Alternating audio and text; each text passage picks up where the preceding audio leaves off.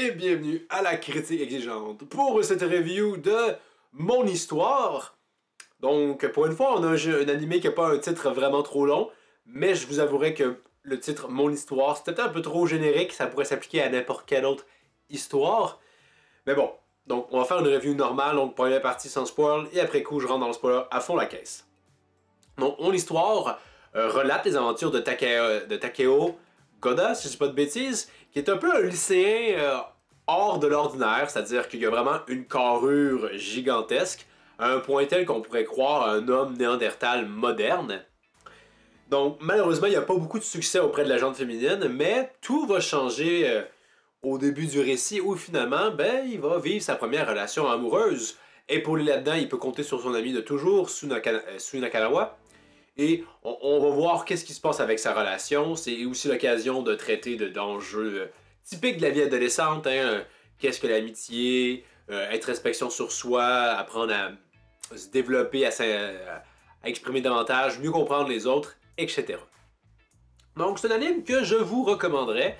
C'est sûr que c'est un shoujo, donc encore une fois, si vous attendez à des séquences d'action incroyables, passez votre chemin, ce n'est pas ça. Mais si vous aimez davantage des trucs un peu plus philosophiques avec certains thèmes, la réflexion, des trucs qui peuvent plus émouvoir, et si vous aimez les amourettes, vous risquez d'être agréablement surpris. C'est somme toute très bien fait.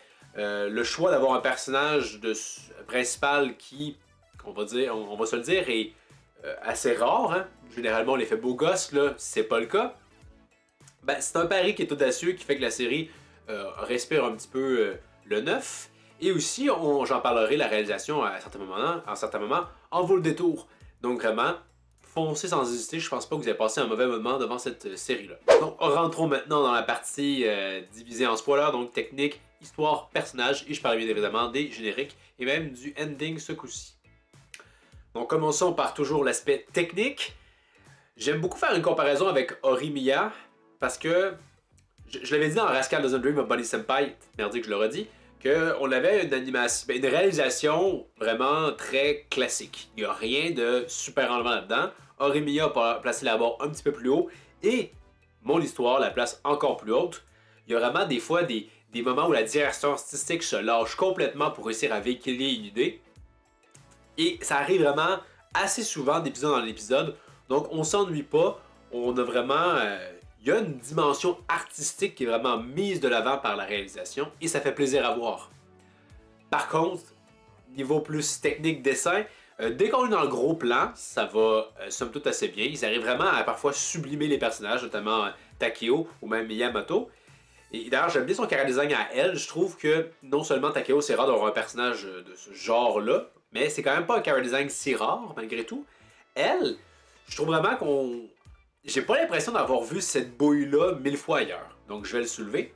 Mais revenons là où il y a un problème, c'est que dès qu'on est dans les fameux plans à valeur moyenne ou plus éloignée, oh boy, là le niveau de détail descend beaucoup, ça se ressent, ça arrive quand même assez fréquemment.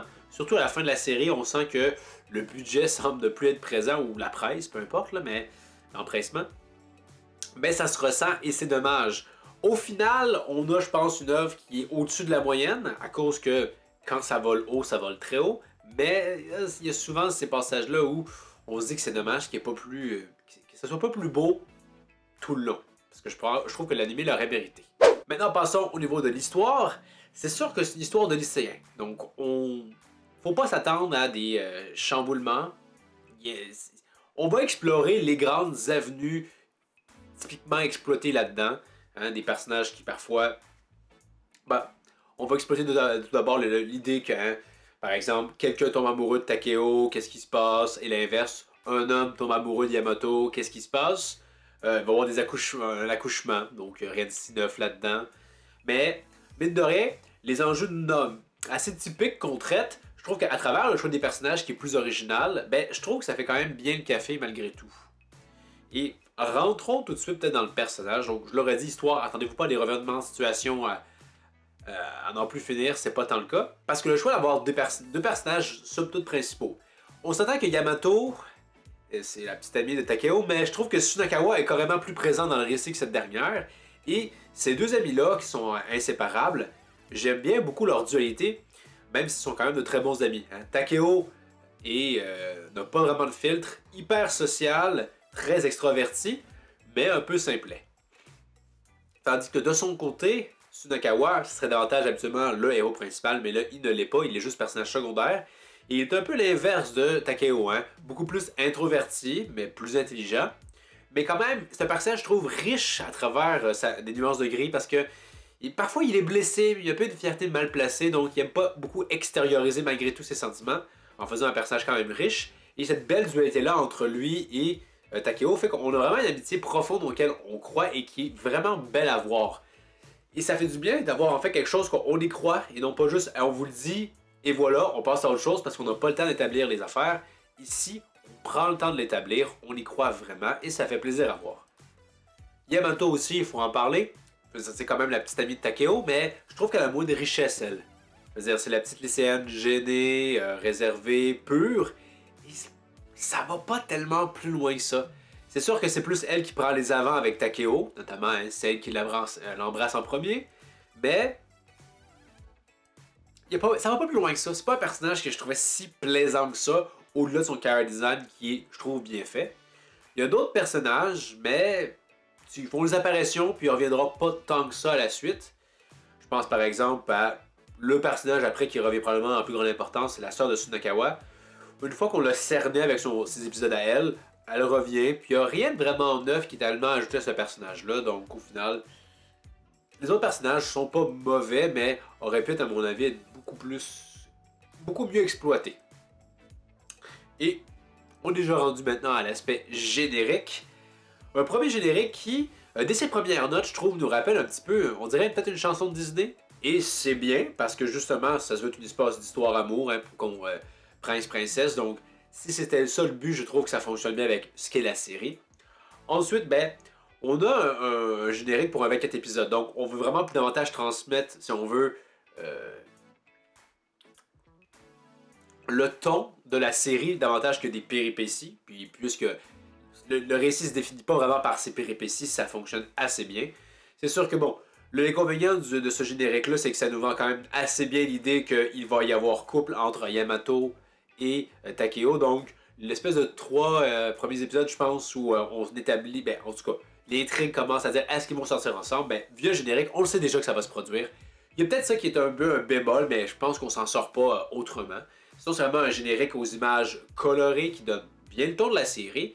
Et un bon jumelage quand même, musique et visuel. Donc, c'est un bon générique, mais pas excellent par contre. Et maintenant, le ending, qui ne me scotche pas des 3 premières secondes, donc c'est un défaut en soi. Mais si on persiste, je trouve qu'éventuellement, quand le climax, si on veut, du générique démarre, je trouve que l'effet recherché fonctionne très bien. Parce qu'au début, on est dans la perception. Ben, on voit Takeo et éventuellement, on se glisse dans sa perception. On voit que son regard s'émouvoit. Et finalement, on voit ce qu'il voit et c'est là que la musique rentre dans son refrain, j'imagine. On voit une séquence de Yamato qui bouge en fait. Là. Et la qualité d'animation et de dessin à ce moment-là sont sublimes. Elle est vraiment ravissante et très mignonne. Donc, on voit ce que Yamato voit. Donc, la réalisation et le dessin la met en valeur autant que son propre amour la met en valeur. Donc, c'était vraiment, je trouve, c'est beau à voir et ça fait en sorte qu'on passe au travers du générique juste pour se rendre à ce moment-là, tellement je trouve que il y a une flagrance de beauté qui est pleinement fonctionnelle. Mais bon, il y a ça, sinon c'est un générique qui est quand même, somme toute... C'est drôle de dire qu'on recommande un ending juste parce qu'il y a un 10 secondes qui est vraiment très bien fait. Et ceci conclurait mon avis sur mon histoire. Donc, vraiment un bon animé. Je trouve par exemple, je suis persuadé, hein, il aurait fallu qu'il y ait un autre titre que ça, plus recherché. Je suis pas très sûr que le titre lui a nuit, c'est tellement trop générique comme titre. Mais sinon, c'est vraiment un bel animé que je vous recommande chaudement.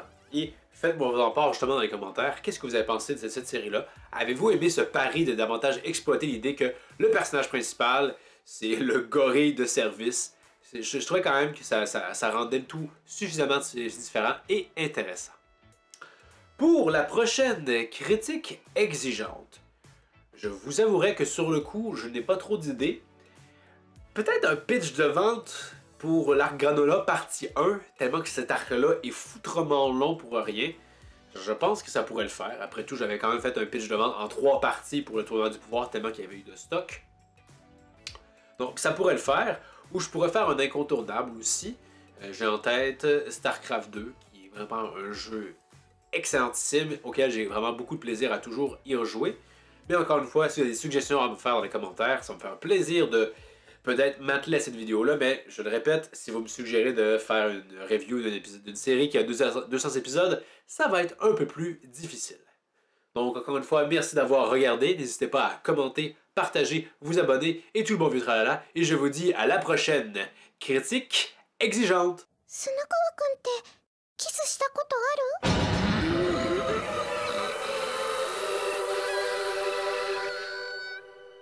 何黙ってんの？ないに決まってんじゃん。